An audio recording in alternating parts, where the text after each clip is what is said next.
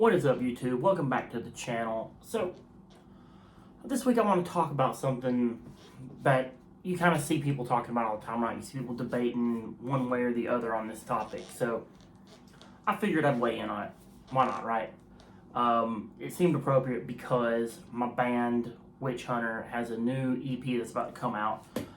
And, we've been in the studio the past couple of months working on things, and I know a lot of people have questions about how to record things, different studio techniques, and so that's kind of what I wanted to get into is like, if you're looking to get into the studio and start recording your own band, whether you're going somewhere, like going to a studio to do that, or you're kind of doing it at home, or a mix of the two, there's two kind of camps that you can fall into when it comes to recording that I've kind of noticed. There's two real distinct, philosophies when it comes to recording, right? So that's kind of what we're going to do here. We're going to break these two philosophies of recording down. So what I'm not going to do is get into a debate about gear, which seems kind of weird for this channel. That's sort of what we're about here. We talk about gear all the time, but I don't want to argue the different merits of types of studio gear, because I think a lot of that stuff is kind of out of your control, right? Like if you're going to a studio, you're kind of stuck with what gear that studio has. If you're recording at home, the odds are you don't have a giant vintage console and mic preamps and racks and stuff. You probably have a interface and a computer like I do, right? So I don't really want to argue the pros and cons of the hardware. I want to just talk more about the philosophy behind these two different ways of doing things, right? So the first way, I guess, is kind of how a lot of people do things these days. And I guess I should preface with, I'm not for or against, I'm not anti either, or there's a way that I prefer to do things because it works for me.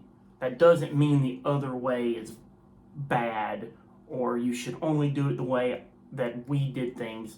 That's not the point I'm trying to make. I'm just presenting the two things, talking about the two different ways, and you can make the decision of what works best for you and your music and your band, etc. So here we go. Way number one of recording would be you're recording, and then this kind of goes whether you're going to a studio or you're doing it at home. A lot of people like to do this style of recording. You plug your guitar directly into the interface, you record clean DIs, and then you reamp those DIs later. Maybe even with your drums, you're miking up a drum kit and you're recording it, but you're not necessarily concerned about the quality of the drum tones you're getting. You're concerned more about just having the parts there. And you're going to sample replace the drum tones later with some kind of drum library, whether it be Superior Drummer or Get Good or something like that, right? And then your guitar parts, your bass parts, those are all going to be reamped, maybe with plugins, maybe a combination of an amp with cab IRs, or you're actually going to mic up cabs later and reamp guitars through them with a reamp box, and all of your tone shaping happens in post-production. So you and or the producer sitting down after everything is recorded and shaping the tones after everything's been tracked. And I've made a record like that before, and I did not enjoy it one bit. It just wasn't for me. I do not like sitting in front of the computer. I don't like all the editing and the, all of this side of it. It's not for me. That record sounded good. I liked the way it came out, but I didn't enjoy as much the process of making the record as opposed to the other way I have made records. And the other way I've made records is kind of how we did this new Witch Hunter EP. is we really focused on getting the tones right at the beginning. We mic'd all the amps up, we recorded everything, we mic'd all the drums up, we recorded everything, and we spent a lot of time tuning the drums, recording them. We don't like them, we retune them. We record a little bit, we listen, we retune them, etc., etc.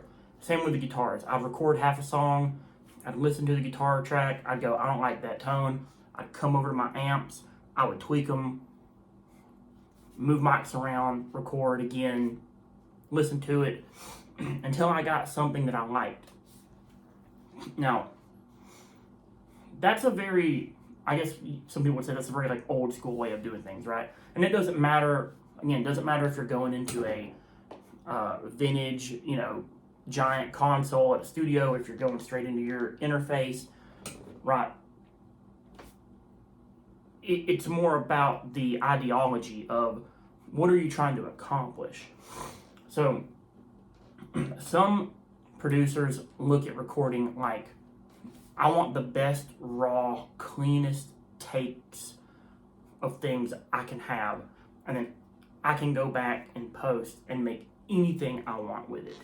And I understand that. From a producer perspective, I understand that. It's a lot easier for them to work with.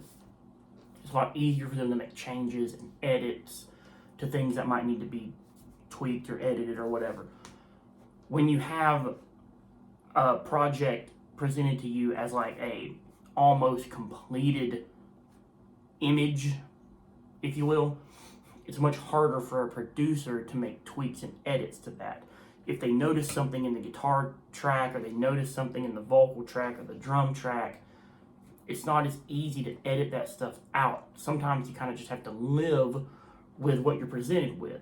So if there's a quirky note in the guitar part, or there's a weird kick thing in the drums or something like that, you might not be able to move it around. You might just kind of have to live with it as it's presented to you.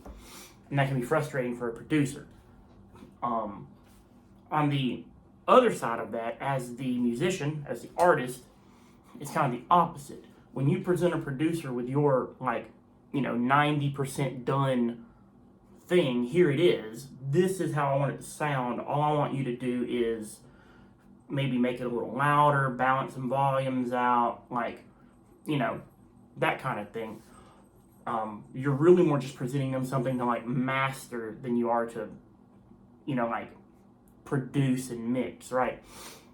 That can kind of be frustrating for the producer because they have a level of quality that they want to represent themselves with, which is completely understandable.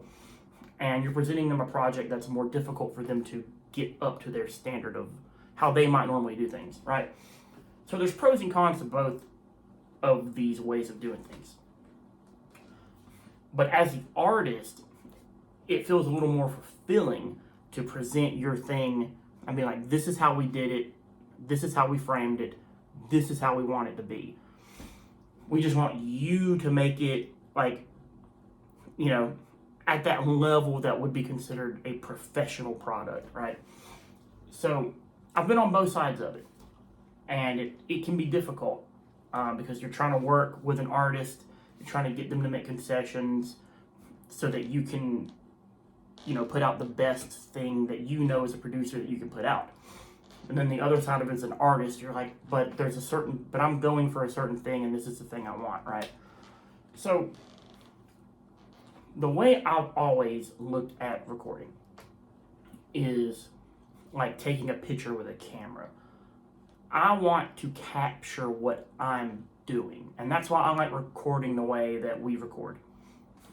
Dialing in the tones, tuning the drums, getting everything perfect on the front end, and then just using the recording process like a giant camera to take a snapshot of what we're doing. Because to me, my performance and my tone are important to me in a different way. It's important to me that how I play guitar and how I want my tone to be interpreted is captured and portrayed accurately to me. Some musicians don't really care about that as much. And again, that's not a dig at that. It's just two different mindsets. Some musicians are just like, I want the most technically accurate production that I can get. And you will definitely get that by doing things the other way, by recording clean DIs and editing them, finding the best parts, copy and pasting things, like timelining things. And again, that's not like a dig at that. Like I said, like I've made records like that before, and they technically they sound better. They're more in time. They're more accurate. But it's just all about what's important to you as a musician. But don't be afraid to make concessions with your producer. Like, the important thing is finding a producer you can work with. The producer that we work with is a guy that I've known for a long time. I've been in 3 different bands that have recorded records at his studio, all wildly different kinds of genres too.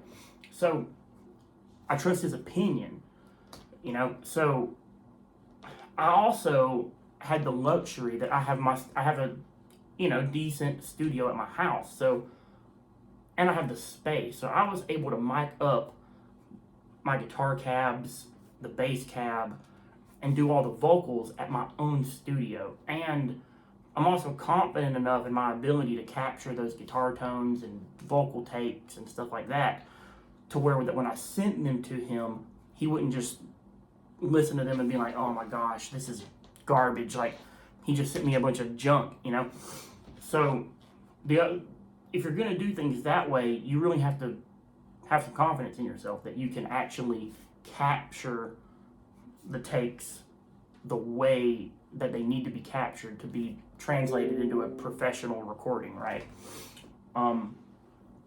Excuse my computer. But if you're not confident with that, then you need to go to a studio to do that, and that can be expensive. If you're going to a studio and you're just going to spend a whole day not even recording, just setting up different amps, micing them, trying them out, that gets expensive very quick. And that's why a lot of people don't do that. That's why a lot of people go into a studio, they record straight in with a DI, they get the best take they can get, and then their producer, like for example with the band that I recorded a record like this with, we went to the studio, we recorded everything there, we plugged straight in, we DI'd everything, and then he sent me 2 or 3 different versions of guitar tones, and I picked the one I liked the best, and we rolled with that, right? Same with the drums, he resampled some of the drums, he said, do you like this kick sound or this kick sound, and I was like, that one, and then he did everything, and I wasn't there, right?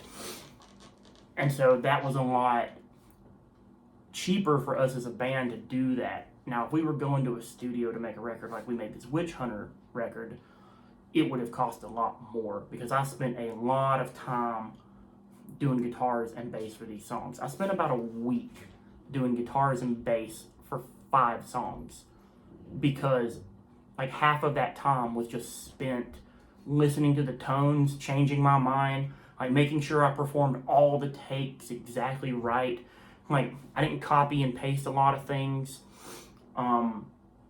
I played most of the takes in one section, if there was not the entire songs, if there was a verse for a song, I wanted to get that entire verse as a performance. I didn't want to edit individual riffs and notes of the phrases. I wanted it to sound organic. So I would play a whole 45-second verse. If I didn't like it, I'd delete it and start over and play that whole verse again. Same with the choruses, same with the bridges and breakdowns, intros, guitar solos. There's one song that I probably did about 40 takes of a guitar solo on, because I just couldn't get the solo. I'd do a take, I'd listen to it, I'd go, there's some things I like, there's some things I don't. So I would sit here and learn the parts I had come up with that I liked, so I could redo them. And instead of editing them together to get the take, I listened to 30 or 40 different takes of the solo I had done, picked the best parts of all of them, sat here and learned them, and then did however many takes of like that performance I needed to capture the one I wanted. Like it took me an entire day to track a guitar solo that was like 30 seconds long, but that's just the way I wanted to do it. And I had the luxury of doing it at my own home studio, not being on the clock, you know, having to pay a producer for it, right? So if you go to a studio and sit there and spend a whole day doing that, that could cost you, you know, who knows, hundreds, thousands of dollars if you're just going to sit in a studio and spend all day working on a 30-second guitar solo. So that's not always a viable way to do things. Since it's the way I prefer to do things, I've made sure that I have the capability to do that in my own studio so that I don't go somewhere and just spend a ton of money doing that. I would have rather invested the money into my own hardware and knowledge or learning how to do that stuff. If you don't have the means to do that, that's fine. Like, that's why there's different ways of doing things. But, you know, you see people all the time talking and debating about, like, it's so much easier to do things like this, or like, oh, it's more authentic if you do things like this.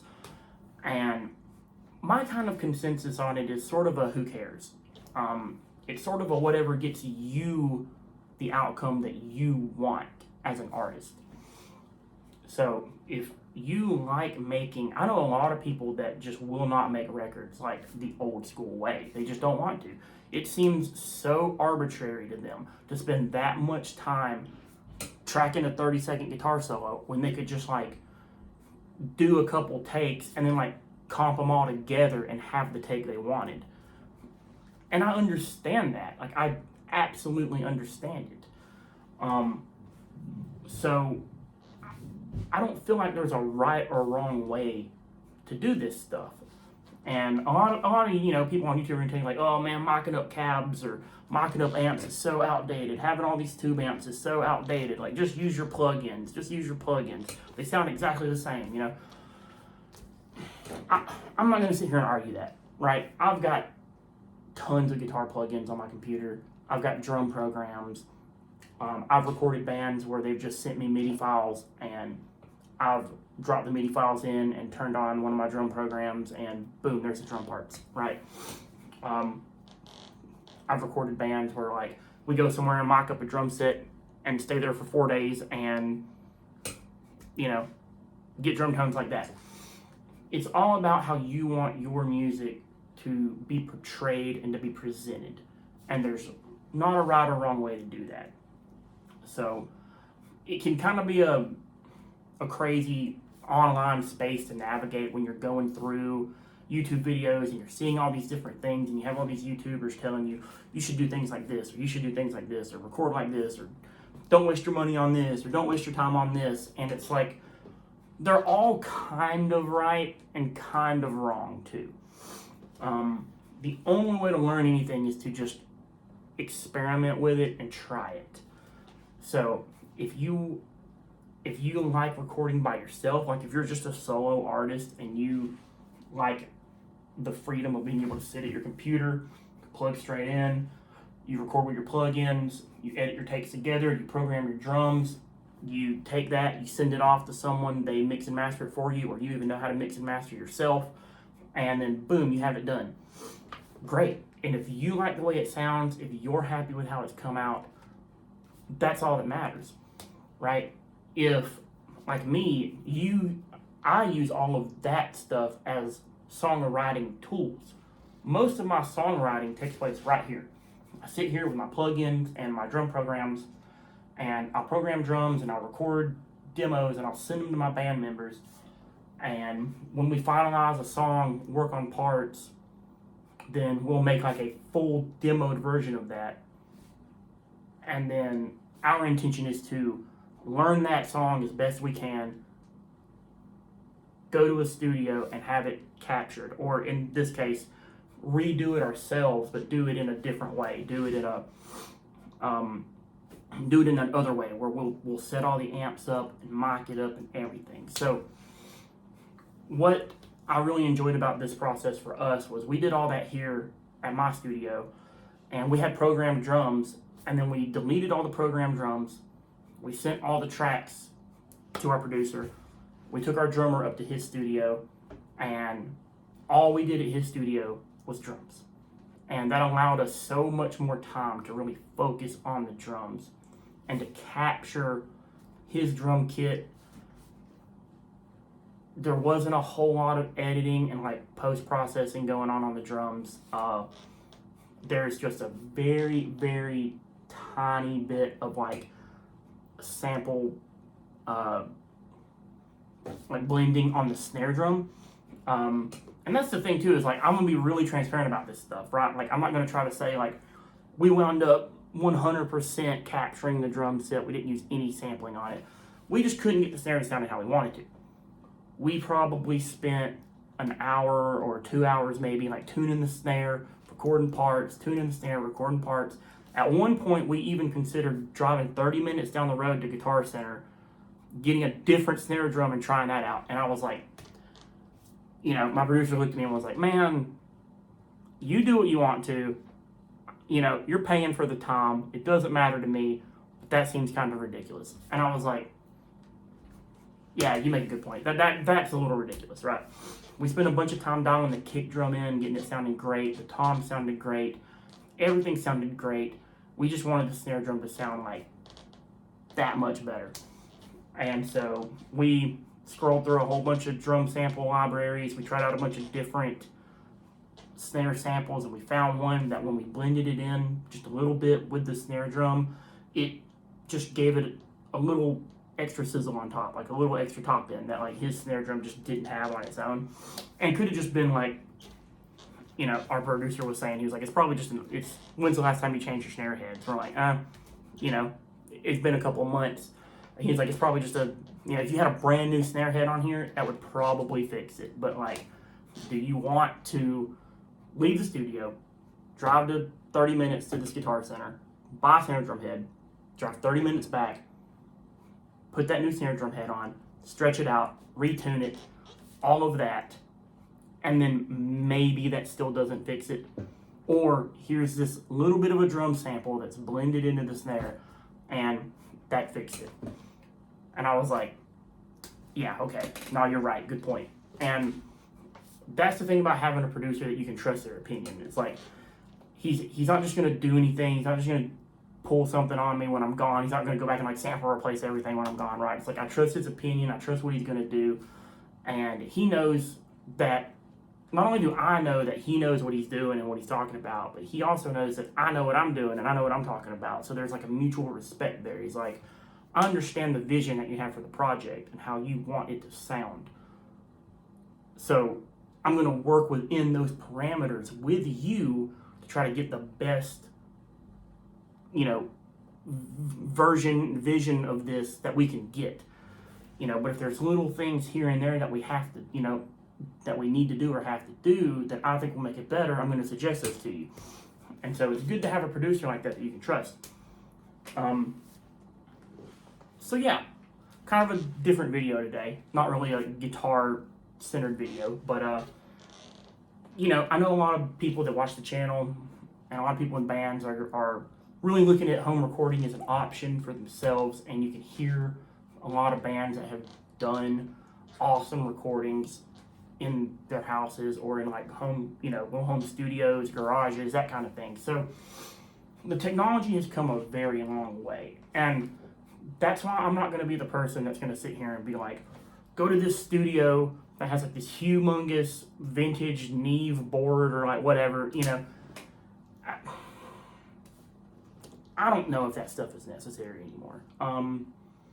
I think what's more of a dividing factor between sounds is how you do them, how you capture them. If you're getting everything clean and direct into an interface, into your recording software, and then you're going back and manipulating that stuff afterwards, I genuinely believe that sounds different than capturing everything as well as you can on the front end. It's two very different schools of thought, and it gives you very different results. And again, neither of those results are better or worse than the other. They're just different. You know, there's some bands, there's some projects, styles of things that you might want a little more clean and like processed and produced and articulated. And then there's things that you might want a little more raw and like intense and organic sounding. That's the beauty of having different ways to do things. So, hope you like the video. That's my opinion on, you know, two different schools of thought when it comes to recording. So, my band Witch Hunter has a new record. It's coming out on July 17th. It's called Blood for the Blood God. And I'm going to sneak a song at the end of this video. So after the video, hang around, listen to a unreleased, as of this video, an unreleased brand new Witch Hunter track. So hope you guys dig the video. Hope you guys dig the track.